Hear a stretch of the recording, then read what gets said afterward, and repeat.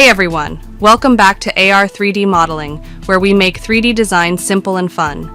We're diving into the exciting world of extrusions and SolidWorks. This is the fourth episode in our SolidWorks Basics for Beginners series. If you haven't seen the previous videos, be sure to check those out first. Let's get started.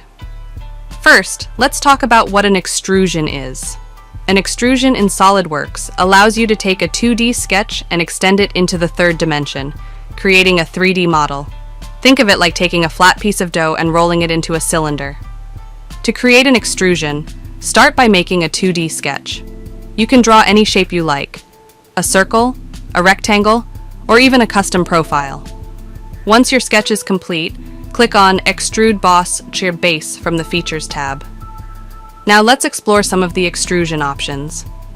You can set the depth of the extrusion by entering a value here. You can also choose the direction, whether you want to extrude in one direction, both directions, or up to a surface or vertex.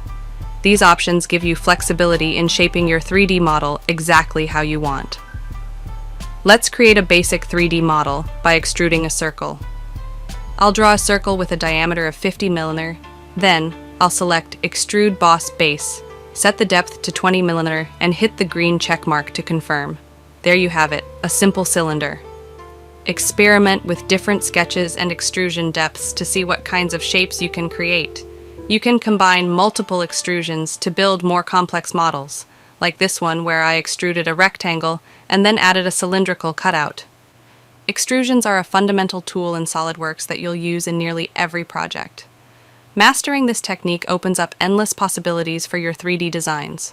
In the next video, we'll look at how to add holes and cuts to your models.